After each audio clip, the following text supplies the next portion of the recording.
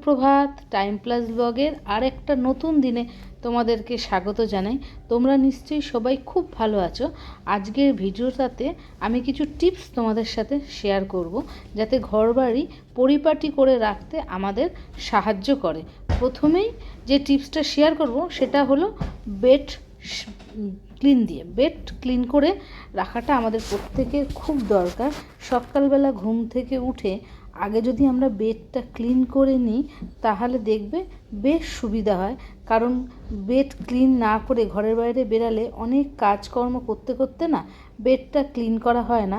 তখন ঘরে এসে যখন দেখা যায় আমাদের বেডটা ক্লিন করা হয়নি, তখন কিন্তু ভীষণ রাগ হয়, তখন আর মনটাও আমাদের খারাপ হয়ে যায়। বাচ্চা থাকলে সত্যিই একটু অসুবিধা।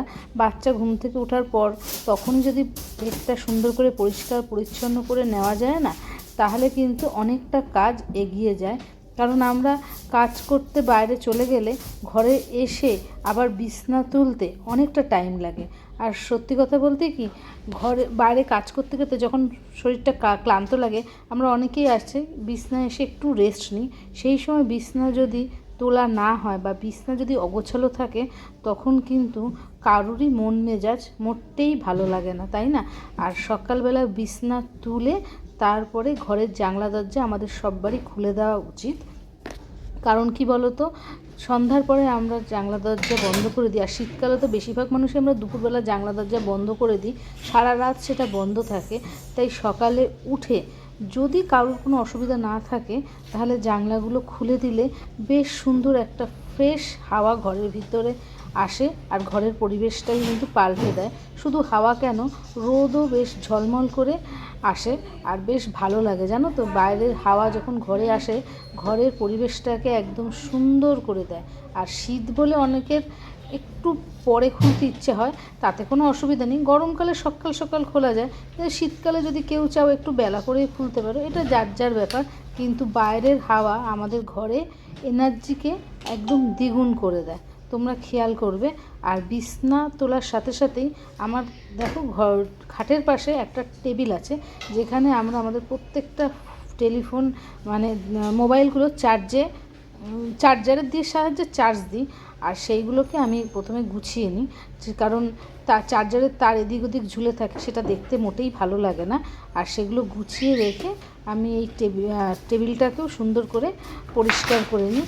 আর প্রচণ্ড ধুলো হয় বলে না, প্রতিদিনই একটু ন্যাকড়া দিয়ে মুছে নিলে জিনিসটা বেশ ভালো থাকে। আর তোমরা দেখবে প্রতিদিন মুছলে বা পরিষ্কার করলে ধুলো টুলোগুলোও কম পড়ে।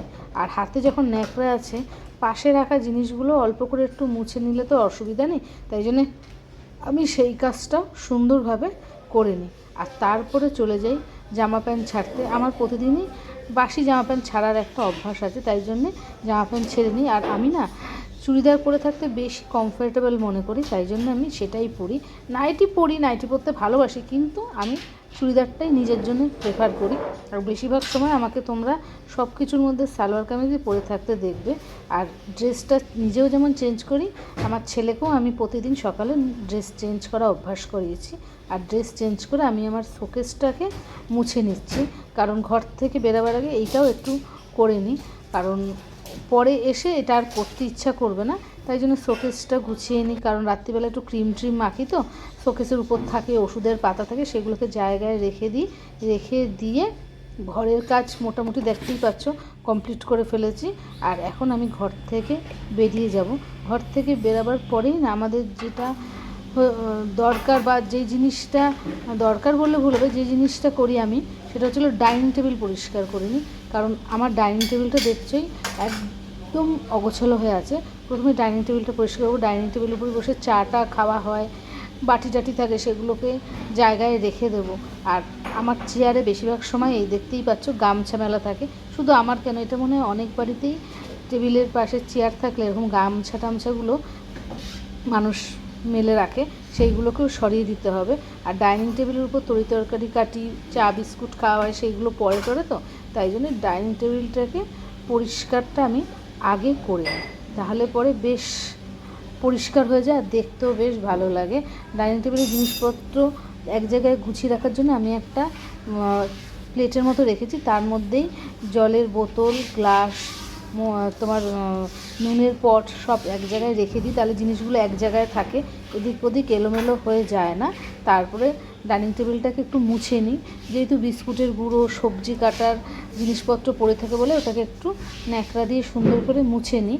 আর মোছার পরেই না আমি আমার অ্যাকোরিয়ামের উপরের কভারটাকেও মুছে দিই, ওটা লাল তো, ওটার উপরে অল্প করে ধুলো পড়ে, তাই জন্য ওটাকেও সুন্দর করে গুছিয়ে রাখি। আর মুছে টুছে তারপরে পর্দা টর্দাগুলো যদি থাকে, জানলা থাকে, পর্দা থাকে, সেগুলোকে টান টান করে নিই। কারণ এক জায়গায় যখন এতগুলো জিনিস রয়েছে একসাথেই কাজটা কমপ্লিট করে নেওয়া ভালো। একটা করে আরেকটা পরে করব, সেটা করলে না সেই কাজটা আর হয় না। যখন এইখানের কাজগুলো করছি তাহলে এইখানের কাজগুলো সবারই একসাথে করে নেওয়া দরকার, তাহলে আমাকে পরে ফিরে এসে এই কাজগুলোকে আর করতে হয় না। আর তার ডাইনিং টেবিল মোছার পরে কী করি বলো তো, আমার তো বেসিনটা সাদা, তাই জন্য প্রতিদিনই বেসিনটা পরিষ্কার করে নিই। কারণ বেসিনটা সবসময় লাগে হাত ধুতে, মুখ ধুতে, জিনিসপত্র অনেক কিছু আমি বেসিনে ধুই, তাই জন্য বেসিনেতে একটা হালকা ময়লা প্রতিদিনই পড়ে। প্রতিদিন যদি একটু হারপিক দিয়ে বেসিনটা পরিষ্কার করে নিই তাহলে বেসিনটা বেশ ঝকঝকা তকতকা থাকে। আর সাদা বেসিন তো একটুতেই নোংরা হয়ে যায়, ভীষণ বাজে দেখায়, তাই জন্য আমি বেসিন পরিষ্কার করে নিই। আর বেসিনে কিন্তু আমি সবসময় একটা করে ন্যাপথলিন দিয়ে রাখি, তাতে না তেলাপোকা পাইপ দিয়ে উপরে উঠে আসে না। আমি শুধু এই বেসিনেই না, রান্নাঘরের বেসিন, বাথরুম সব জায়গায় একটা করে ন্যাপথলিন দিয়ে রাখি। আমি অনেক জায়গায় দেখেছি দিয়ে রাখে, তাই জন্য আমিও দিয়ে রাখি। আর বেসিনের সাথে সাথে বেসিনের কলটাকেও একেবারে পরিষ্কার করে নিই। এক যাত্রা পৃথক ফল তো উচিত না, তাই জন্যে বেসিন কল দুটোই সুন্দর করে পরিষ্কার করে নিই। আর প্রতিদিন পরিষ্কার করি বলে বেসিনটা ভালো থাকে, সাদা বেসিন তো, তাই জন্য একটু ঝকঝকে তকতকে না থাকলে দেখতে ভালো লাগে না। আর এই যে চেয়ারের উপরে গামছা রাখা রয়েছে সেগুলোকেও জায়গা মতন সরিয়ে রাখি। প্রতিদিনই এই কাজগুলো করতে হয়, প্রতিদিনই আমার চেয়ারের উপরে থাকে গামছা, সেগুলো আমাকে প্রতিদিন সরাতে হয়। আর দেখো পরিষ্কার করা হয়ে গেছে, বেশ সুন্দর করেই আমি পরিষ্কার করে নিই। মানুষের ঢোকার মুখে যদি ডাইনিং টেবিল নোংরা দেখে দেখতে খারাপ লাগে না, তাই জন্যে আমি ডাইনিং টেবিলটাকে পরিষ্কার করে এবার চলে এসেছি হলো রান্নাঘরে। আমার সেকেন্ড টিপসটা হলো রান্নাঘর নিয়ে। কারণ রান্নাঘরে আমাদের সবসময় বেশিরভাগ সময় থাকতে হয়। রান্নাঘরে যখন রান্না শেষের দিকে থাকে তখন থেকেই যদি টুকটাক কাজগুলো করে নেওয়া হয় তাহলে পরবর্তীকালে অনেকটা টাইম লাগে না রান্নাঘর পরিষ্কার করতে। যেমন দেখো এখানে আমার রান্না হচ্ছে, একটুখানি এটা জাল হলেই হয়ে যাবে। এটা জাল হতে হতে আমি আমার হলুদের কৌটো, নুনের পাত্র, তারপরে তেলের বয়াম সব পরিষ্কার করে ফেলেছি। কারণ রান্না হতে হতে যদি এগুলো করি না তাহলে এগুলো একসাথে পরিষ্কার করা হয়ে যায়। আর তেল, নুন, হলুদ আমার মনে হয় ভাই বোনের মতন এক জায়গাতেই রাখা উচিত। আমি সেই জন্য এগুলোকে এক জায়গায় রাখি আর একসাথে পরিষ্কার করে ফেলি। তারপরে টুকিটাকি যে বাসনপত্রগুলো থাকে সেগুলোকেও সুন্দর করে পরিষ্কার করে রেখে দিই। আর বাসনটা যদি সাথে সাথে মেজে ফেলি না তাহলে কিন্তু পরে আর মাজার জন্য রান্নাঘরে আমাকে আসতে হয় না, তাই জন্য বাসনপত্রগুলো একসাথে মেজে প্রথমে কিছুক্ষণ গামলায় রাখি, জল ঝরে গেলে আমি তাকে তুলে দিই। আর রান্নার শেষের দিকে আমি রান্নার বাসন যেমন মেজে ফেলি তার সাথে রান্নার বেসিনটাকেও কিন্তু পরিষ্কার করে মেজে ফেলি, একটু সাবান লাগিয়ে স্কচ ব্রাইট দিয়ে ভালোভাবে পরিষ্কার করে নিই। কারণ রান্নাঘরের বেসিন কিন্তু আমাদের প্রতিদিন ব্যবহার করতে হয়।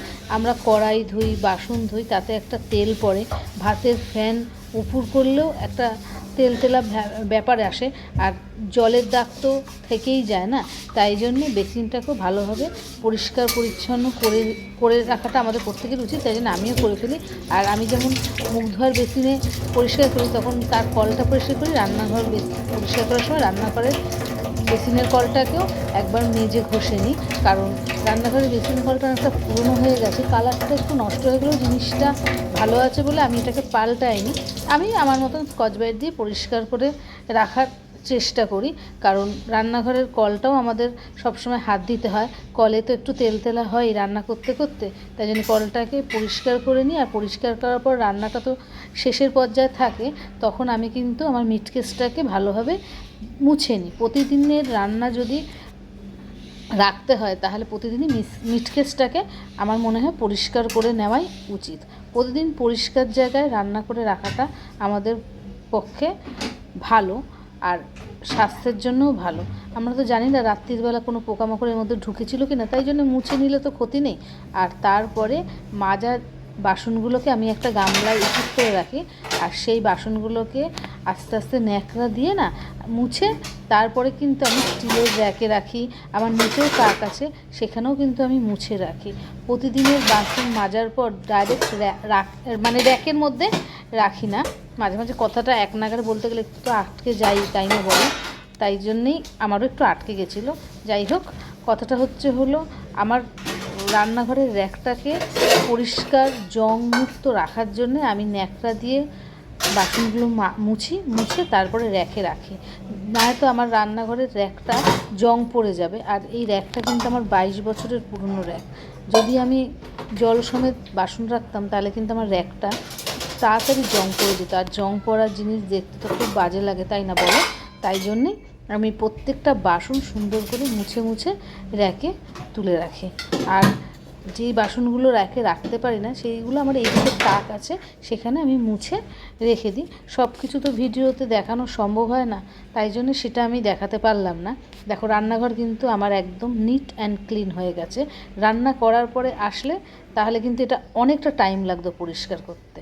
আর তারপরে আমি আমার তৃতীয় টিপস বলবো, সেটা হলো ঘরের জানলা দরজা ফার্নিচার এইগুলোকে আমি সুন্দর করে পরিষ্কার করে নিই। আমার প্রতিদিনই এটা করতে হয়। যে কোনো একটা ঘরের ফার্নিচার, জানালা, দরজা এগুলো আমি সুন্দর করে মুছে নিই। প্রতিদিন এতে ধুলো পড়ে, প্রতিদিন মুছি, প্রতিদিন ধুলো পড়ে।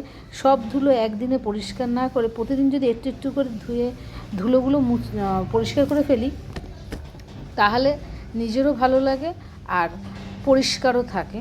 আর সবচেয়ে বড় কথা, কেউ যদি হুট করে বাড়িতে আসে না, দেখবে সে হয়তো তাকিয়ে দেখছে না, কিন্তু আমার মনে হচ্ছে ইস আমার ওখানে একটু ধুলো রয়েছে, সে দেখে কি ভাববে, ইস আমার এখানে নোংরা রয়েছে, সে কি ভাববে। তাই জন্য আমার এটা প্রতিদিনের কাজ। তোমরা আমার অন্যান্য ভিডিওতেও দেখেছো যে আমি এক এক দিন এক একটা ঘর এভাবে পরিষ্কার করে ফেলি।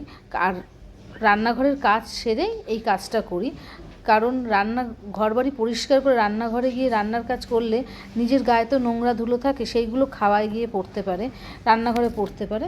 তাই জন্যে আগে রান্নাঘরের কাজটা করে নিয়ে ঘরে এসে ফার্নিচার পরিষ্কার করি, জানালা দরজা পরিষ্কার করি, তারপরে ঘরটা মুছে আমি স্নান করতে যাই। আর এইবার হলো আমার বাথরুম নিয়ে কিছু বলার আছে। বাথরুমটা প্রতিদিন আমি স্নানের আগে হারপিক দিয়ে একটু ঘষে নিই, কারণ বাথরুমে সাবান কাচা হয়, বাড়িতে যে জুতোগুলো পরি সবসময় সেই জুতোগুলো ধোয়া হয়। তাই জন্য বাথরুমটাকে যদি প্রতিদিন হারপিক দিয়ে পরিষ্কার করে নিই না, প্রতিদিন অল্প অল্প করে করলে কিন্তু বাথরুমে একটা শ্যাতলা হয় না, আর জল তাড়াতাড়ি সরে যায়। তাই জন্য আমি বাথরুমটাকে এরমভাবে হালকা হাতে পরিষ্কার করে নিই। আর বাথরুম যখন পরিষ্কার করি তখন আশপাশটাও সাইড টাইডগুলো সুন্দর করে পরিষ্কার করে নিতে আমি ভালোবাসি। আর বাথরুম নিয়ে হলো আমার চতুর্থ টিপস, বাথরুম যেন সবসময় পরিষ্কার থাকে। বাচ্চা কাচ্চা থাকলে দৌড়ে গেলে বাথরুমে হট করে পড়ে গেলে বিশাল বড় একটা বিপদ হয়ে যেতে পারে। আর প্রতিদিনই যদি একটুখানি হারপিক দিয়ে পরিষ্কার করে জল দিয়ে ধুয়ে ঝাঁটা দিয়ে জলটা সরিয়ে দেওয়া যায়, তাহলে বাথরুম পরিষ্কার থাকবে, বাথরুমে কোনো গন্ধ হবে না, কোনো পোকামাকড়ও বাথরুমে ঢুকবে না আর কি। তাই জন্য স্নানের আগে এইটা আমি সবসময় করি। আর আমি সবাইকে বলবো প্রতিদিনই বাথরুমটা যেভাবে পারো একটু পরিষ্কার করে নিলে না বাথরুমটা বেশ ভালো থাকবে। আর দেখো, বাথরুমটাও পরিষ্কার করে ফেলেছি। আর বাথরুমেও কিন্তু আমার ওই যে দেখতে পাচ্ছ ন্যাপথলিন দেওয়া রয়েছে, আমার বেশ ভালোই লাগে ন্যাপথলিন দিয়ে রাখতে, তাই জন্য আমি বাথরুমে ন্যাপথলিন দিয়ে রাখি। দেখো, প্রথম টিপস ছিল বেডরুম নিয়ে, তারপরে রান্নাঘর নিয়ে, তারপরে ফার্নিচার নিয়ে, তারপরে বাথরুম নিয়ে। এবার হলো পঞ্চম টিপস, সেটা হলো এই জামা প্যান্ট নিয়ে। দেখো, আজকে যে টিপসগুলো দিলাম সেগুলো কিন্তু সব বেসিক টিপস, যেগুলো আমরা প্রত্যেকেই করে থাকি। অনেকেই আমরা অলসতার জন্য না জামা প্যান্ট ধুয়ে সেগুলোকে আর না ভাঁজ করে রাখি না, এদিক ওদিকে থুপে রেখে দিই। কিন্তু আমরা প্রতিদিন যদি জামা প্যান্ট সুন্দর করে ভাঁজ করে একটা জায়গায় গুছিয়ে রাখি, তাহলে কিন্তু ঘরবাড়ি বেশ পরিষ্কার পরিচ্ছন্ন দেখায়। জামা প্যান্ট এদিকে ওদিকে পড়ে থাকলে না ভীষণ বাজে লাগে। সুন্দর করে গুছিয়ে রাখলে ঘরবাড়ি বেশ সুন্দর পরিষ্কার থাকে। না তো দেখেছো তো জামা প্যান্ট যদি ডাইনিং টেবিলে পড়ে রয়েছে দেখা যায়, অনেক সময় বিছনায়, সোফায়, সেটা তো সত্যি কথা বলতে খুব বাজে লাগে, আর দেখতেও বাজে, মনকেও খারাপ করে দেয়। তাই জামা প্যান্ট যদি সুন্দর করে গুছিয়ে একটা জায়গায় রেখে দিই তাহলে কিন্তু বেশ ঘরবাড়িকে পরিষ্কার দেখায়। আর এখন শীত, প্রচুর জামা প্যান্ট হবে, সেই জামা প্যান্টগুলোকে আমি বলবো একটা জায়গায় সুন্দর করে গুছিয়ে রাখলে বেশ ঘরবাড়িকে সুন্দর পরিষ্কার দেখাতে বাধ্য। তাই আমার পঞ্চম টিপস হচ্ছে হলো সুন্দর করে জামা প্যান্ট গুছিয়ে রাখা প্রত্যেকেরই দরকার। তাছাড়া আমরা সকাল থেকে সন্ধ্যা পর্যন্ত কাজ করে গেলেও সবসময় না বাড়িঘরকে সুন্দর করে গুছিয়ে রাখা সম্ভব হয় না। একটা ছোট্ট ঘর হোক, ছোট ফ্যামিলি হোক, সারাদিন পরিশ্রম করেও কিন্তু সবসময় ঘর গুছিয়ে রাখা সব্বার পক্ষে সম্ভব হয় না। বেসিক টিপসগুলো ফলো করলে অনেকটাই ঘরবাড়িকে সুন্দর করে পরিষ্কার করে রাখা যায়। আর প্রত্যেকটা মেয়েই চাই তার সংসার যেন সুন্দর থাকে, পরিষ্কার পরিচ্ছন্ন গুছানো থাকে, এটা প্রত্যেকটা মেয়েরই কাম্য। এই দেখো আমার জামা প্যান্টগুলো গোছানো হয়ে গেছে। এবার এইগুলোকে আমি প্রতিদিনের জামা প্যান্টগুলো সত্যি কথা বলতে আমি আমার এই ছোট্ট শোকেসের মধ্যেই রেখে দিই, আর এখানে রাখতেই আমি স্বাচ্ছন্দ্য বোধ করি। একটা জায়গায় আটকানো থাকলে বেশ ভালো, এদিক ওদিক ঝুলে রাখলে তো কাউরই দেখতে ভালো লাগে না, তাই না বলো? তাহলে আজকের টিপসগুলো তোমাদের কেমন লাগলো অবশ্যই জানাবে। আর ভিডিওটা আজকে এখানেই শেষ করছি। সবাই ভালো থেকো, সুস্থ থেকো, আর যদি ইচ্ছে হয় তাহলে প্লিজ লাইক করো, শেয়ার করো, আর অবশ্যই আমার চ্যানেলটাকে সাবস্ক্রাইব করে দিও। আজকের মতন তাহলে টাটা।